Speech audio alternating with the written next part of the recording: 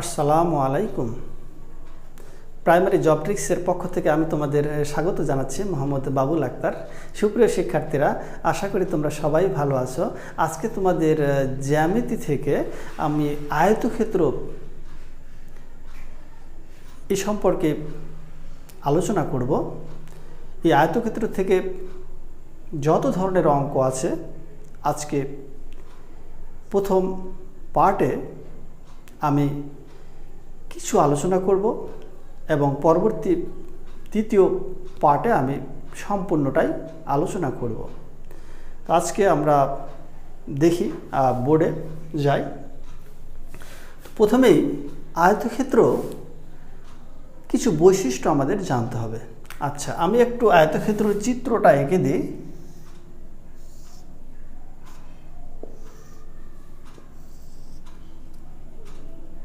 এটি একটি আয়তক্ষেত্র এ, বি, সি আর ডি। আচ্ছা, আরও একটা জিনিস আমি লিখে নিই বুঝার সুবিধার্থে।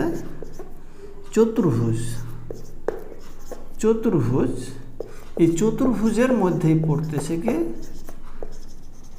আয়তক্ষেত্র, আর পড়তেছে রম্বস, বর্গক্ষেত্র, সামান্তরিক,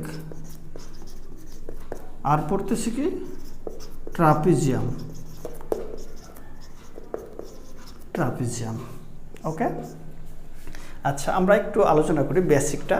চতুর্ভুজ সাধারণত যার চারটি বাহু থাকে তাকেই চতুর্ভুজ বলে। তাহলে আয়তক্ষেত্র কয়টি বাহু? চারটি বাহু। তাহলে এটিও একটি চতুর্ভুজ।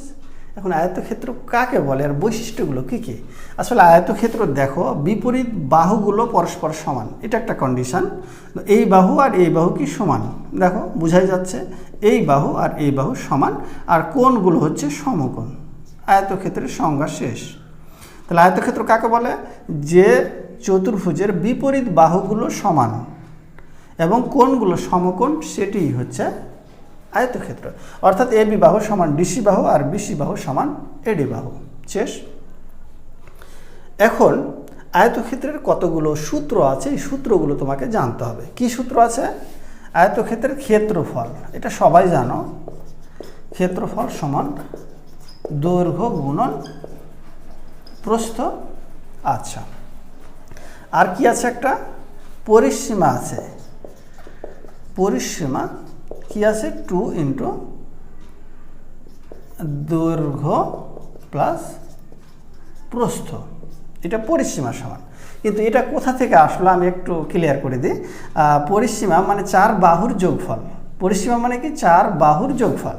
তাহলে এটা দৈর্ঘ্য, তাহলে খেয়াল করো, এই দৈর্ঘ্য যোগ এটা প্রস্থ, আবার দৈর্ঘ্য প্লাস প্রস্থ। দেখো, তাহলে এই দৈর্ঘ্য আর এই দৈর্ঘ্য কত? 2 দৈর্ঘ্য প্লাস 2 প্রস্থ। 2 কমন নিলে কি দৈর্ঘ্য প্লাস প্রস্থ। এইখান থেকে কিন্তু এই যেটা এসেছে, তাই না? তাহলে পরিসীমার সূত্র কি পেলাম? 2 দৈর্ঘ্য প্লাস প্রস্থ হয়ে গেল। আর একটা বিষয় আছে কি, খেয়াল করো, কর্ণ। কর্ণ, তাহলে কর্ণ সমান আমরা কি জানি? তাহলে কর্ণ যদি আঁকতে হয় তাহলেই কিন্তু এই যে মিডিল দিয়ে এই দাগ দিতে হবে, তাহলেই কিন্তু কর্ণ হয়ে গেল। এখন কর্ণে যখন আমি দাগ দিলাম তখন এটা কি দাঁড়ালো? সমকোণী ত্রিভুজ। খেয়াল করো, সমকোণী ত্রিভুজ হয়ে গেল, তাই না? বিডিসি বা ডিসি বি, এটা সমকোণী ত্রিভুজ হয়ে গেল। এখন সমকোণী ত্রিভুজের আমরা জানি কি, পিথাগোরাসের সূত্র অনুযায়ী অতিভুজ স্কয়ার সমান দৈর্ঘ্য স্কয়ার বা প্রস্থ স্কয়ার প্লাস প্রস্থ স্কয়ার বা লম্ব স্কয়ার প্লাস ভূমি স্কয়ার। তাহলে আমি লিখতেই পারি যে কর্ণ স্কয়ার সমান কি দৈর্ঘ্য স্কয়ার প্লাস প্রস্থ স্কয়ার, বা কর্ণ সমান কি এই দৈর্ঘ্য স্কয়ার প্লাস প্রস্থ স্কয়ার, এর উপর কি এই যে রুট। তাহলে হয়ে গেল, দেখে বুঝতে পারতেছে। তাহলে আমরা তিনটা সূত্র শিখলাম, ক্ষেত্রফল, পরিসীমা আর কর্ণের সূত্র শিখে গেলাম। এখন আরেকটা জিনিস আমি আয়তক্ষেত্রের সাথে এই বর্গক্ষেত্রের একটু কানেকশানটা দেখাবো, আর রম্বস আর সামান্তরিকের। খেয়াল করো, এটা আয়তক্ষেত্র। এখন আমি যদি এইটা লিখি, দেখো এটা কিসের চিহ্ন? কিসের চিত্র?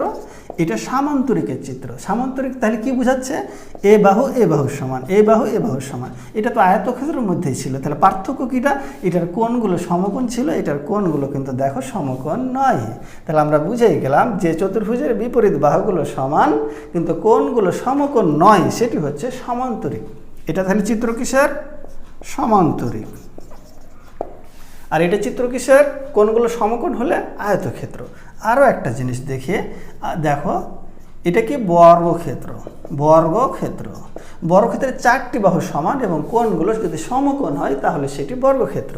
আবার দেখো 4টি বাহু সমান কিন্তু কোণগুলো সমকোণ নয়, তখন কি হয়ে যাচ্ছে? রম্বস। তাহলে আশা করি বর্গক্ষেত্র, আয়তক্ষেত্র, সামান্তরিক, রম্বস এই 4টার যদি সংজ্ঞা আসে বা কাকে বলে আসে, তাহলে কিন্তু আমার মনে হয় এরপর থেকে তোমরা অ্যান্সার করতে পারবা। আচ্ছা, এখন আমি কিন্তু অঙ্কগুলো একের পর এক তোমাদের দেখাচ্ছি।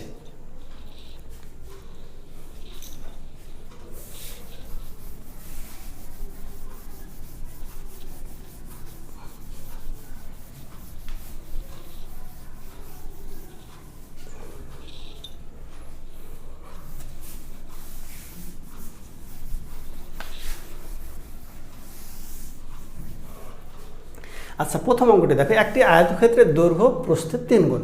আয়তক্ষেত্রের ক্ষেত্রফল 300 বর্গমিটার হলে প্রস্থ কত?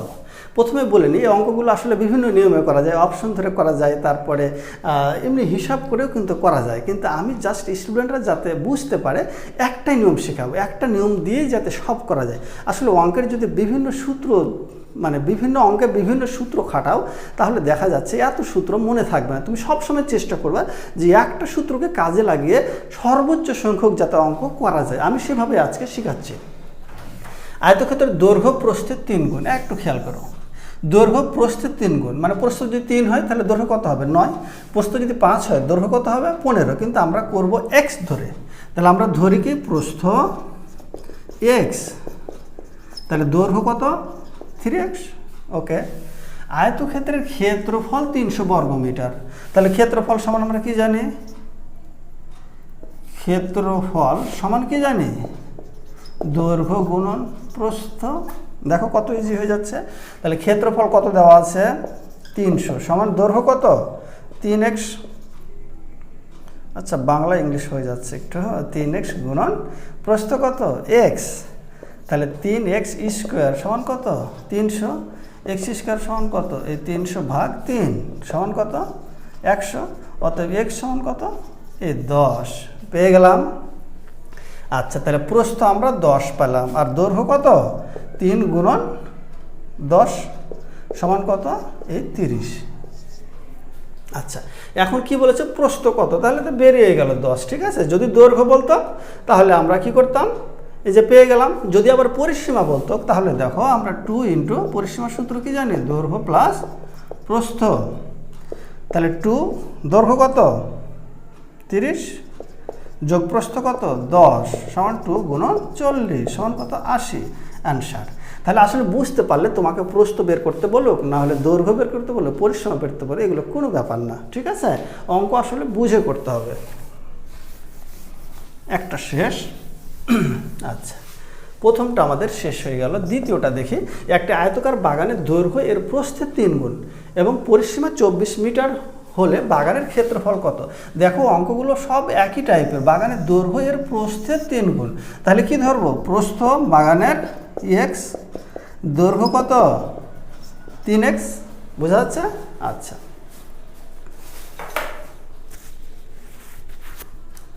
এবং পরিসীমা কত? 24 মিটার। তাহলে পরিসীমার সূত্র কি জানি আমরা?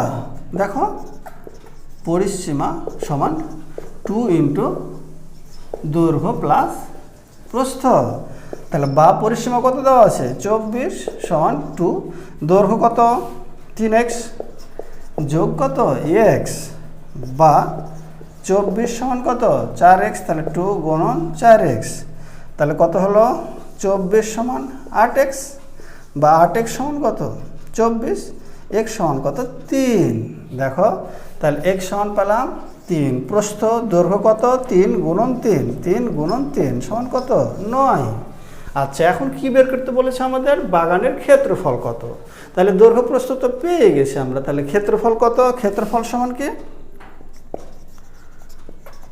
ক্ষেত্রফল সমান দৈর্ঘ্য গুণন প্রস্থ। তাহলে দৈর্ঘ্য কত 9, 9 প্রস্থ কত 3, তাহলে দেখো যে 27 বর্গমিটার। এটাই হয়ে গেল অ্যান্সার। দেখো কত সহজে অঙ্কগুলো হয়ে যাচ্ছে।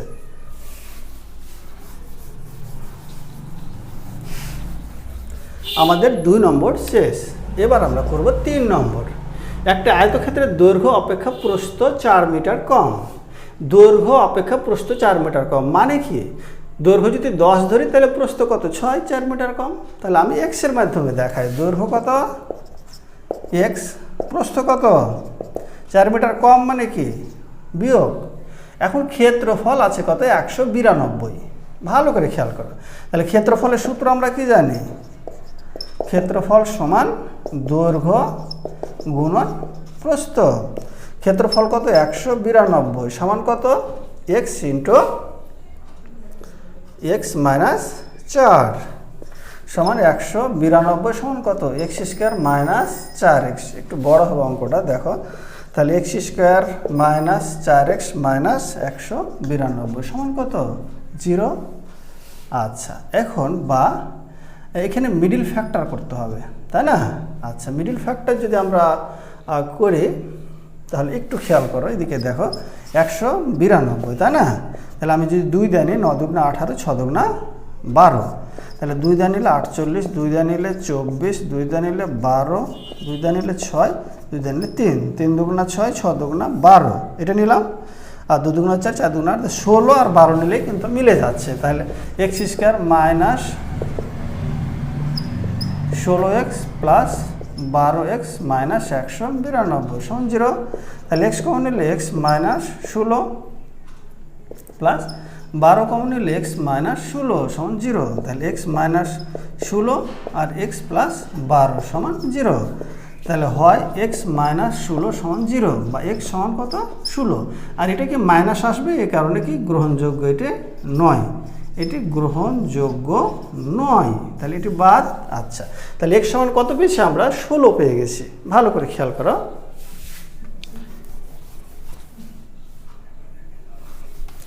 এক্স সমান কত পেয়েছি 16, এটা সমান পেয়েছি 16। তাহলে প্রস্থ কত হবে 16 মাইনাস 4 সমান কত 12। তাহলে এটা দৈর্ঘ্য, প্রস্থ এটা দৈর্ঘ্য, তাই না। প্রস্থের চাইতে দৈর্ঘ্য সবসময় বেশি হয়। তাহলে কি বলছে এখন ক্ষেত্রফল এত হলে পরিসীমা কত। তাহলে পরিসীমার সূত্র আমরা কি জানি, 2 ইন্টু দৈর্ঘ্য প্লাস প্রস্থ। তাহলে 2 দৈর্ঘ্য কত 16 যোগ 12, তাহলে 16 12 কত 2 গুণন 28 সমান কত 56। দেখো সহজেই হয়ে গেল, এটাই হলো আনসার। ওকে আচ্ছা আরেকটি অঙ্ক আছে।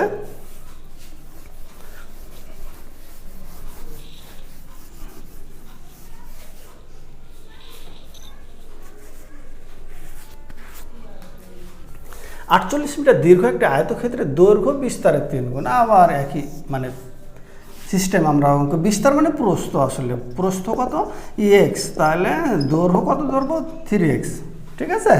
আয়তক্ষেত্রের পরিসীমার সমান, এখন খেয়াল করো 48 মিটার দীর্ঘ মানে দৈর্ঘ্য কত 48, তাহলে আমি দৈর্ঘ্য 3x আছে, তাহলে আমি প্রশ্ন মতে কিন্তু লিখতেই পারি যে 3x সমান 48, x সমান কত 16, ঠিক আছে।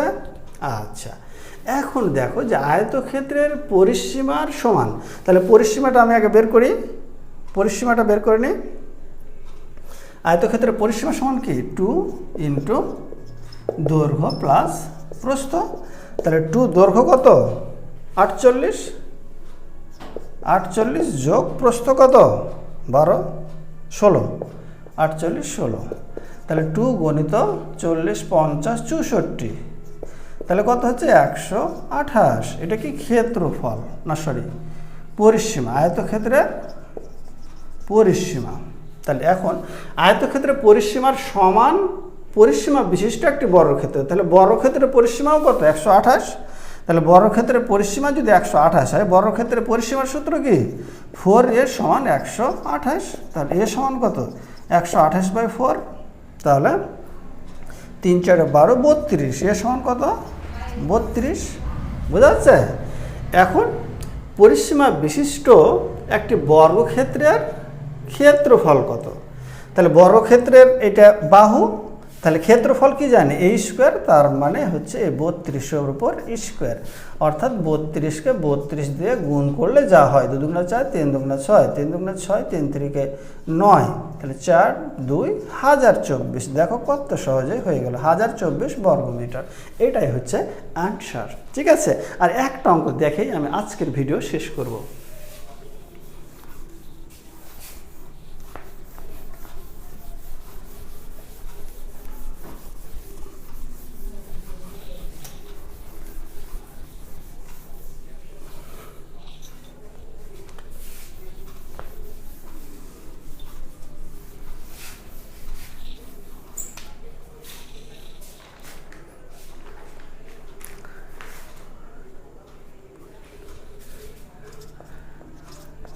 একটি আয়তাকার বাগানের দৈর্ঘ্য 40 মিটার এবং প্রস্থ 30 মিটার। বাগানের ভেতরের চতুর্দিকে 1 মিটার চওড়া একটি রাস্তা আছে। তাহলে রাস্তার ক্ষেত্রফল কত?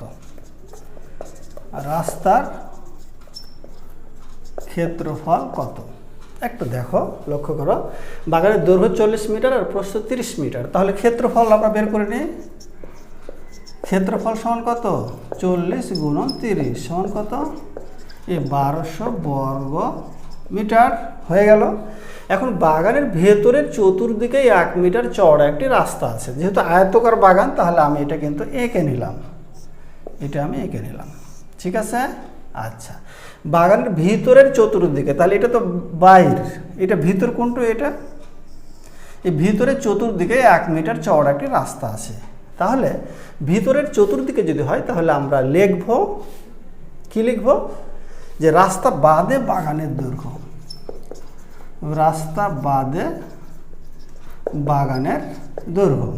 তাহলে রাস্তা বাদে বাগানের দৈর্ঘ্য কত হবে? 40 মাইনাস, তাহলে উভয় দিকে 1 1 করে আসে, তাহলে 40 মাইনাস কত? 2 সমান কত? 38। আবার লিখবো রাস্তা বাদে প্রস্থ লিখবো। তাহলে প্রস্থ কত? 30 বিয়োগ 1 প্লাস 1, তাহলে 30 বিয়োগ 2 সমান কত? 28। এখন ক্ষেত্রফল রাস্তা বাদে, ক্ষেত্রফলটা কত হচ্ছে তোমার? 38কে গুণন 28। তাহলে দেখি আমরা 38কে 28 দিয়ে গুণ করে, 28 64, 4 হাতে পড়ে 6, 3 8 24 আর 6 30, 8 দুগুণা 16, 6 হাতে পড়ে 1, 3 দুগুণা 6 আর 1 7, তাহলে 4 6 7 1064। কত হলো? 1064। এটা হচ্ছে রাস্তা বাদে। আর প্রথমে ক্ষেত্রফল আমরা কত পাইছি? এই যে 1200। তাহলে বিয়োগ করলে রাস্তার ক্ষেত্রফল বেরিয়ে যাচ্ছে। তাহলে 1200 বিয়োগ কত? 1064। 10 থেকে 4 বাদ দিলে 6, 10 থেকে 7 বাদ দিলে 3, 2 থেকে 1 বাদ দিলে 176 বর্গমিটার। দেখো কত সহজেই অঙ্ক হয়ে যাচ্ছে। আসলে অঙ্ক বুঝতে পারলে কিন্তু খুব সহজেই হয়ে যায়। তো প্রিয় শিক্ষার্থীরা, এখানে একটা জিনিস যেটা স্টুডেন্টরা ভুল করে, তোমরা এটা নোট করে নিতে পারো, যে বাগানের ভেতরের চতুর্দিকে যদি থাকে, তাহলে আমরা কি লিখব? রাস্তা বাদে বাগানের দৈর্ঘ্য, রাস্তা বাদে বাগানের দৈর্ঘ্য। আর বাগানের বাইরে যদি থাকে, বাইরে চতুর্দিকে, আমি এখানে একটু লিখে দিলাম, ভেতরে থাকলে রাস্তা রাস্তা বাদে দৈর্ঘ্য প্রস্থ এভাবে লিখতে হয়। আর যদি বাইরের চতুর্দিকে থাকলে কি লিখতে হবে? রাস্তা সহ। ঠিক আছে? আচ্ছা, এটা খেয়াল করো ভালো করে। আর প্রবলেম হয় যে চতুর্দিকে কয় মিটার চওড়া? 1 মিটার, মানে এদিকে 1 ওইদিকে 1, 2 ধরতে হবে। যদি 2 মিটার চওড়া থাকে তাহলে কি ধরবো? 2 যোগ 2। যদি 3 মিটার থাকে তাহলে 3 যোগ 3। ঠিক আছে? তো প্রিয় শিক্ষার্থীরা, আশা করি তোমাদের এই অঙ্কগুলো খুব সহজেই বুঝতে পেরেছ। আমি আরেকটা আয়তক্ষেত্রের উপর ভিডিও দেব। ঠিক আছে? তাহলে আয়তক্ষেত্রের যাবতীয় অঙ্কগুলো সব তোমাদের পানির মতো সোজা হয়ে যাবে। তো আজ এ পর্যন্ত। সবাই ভালো থাকো, সুস্থ থাকো। আল্লাহ হাফেজ।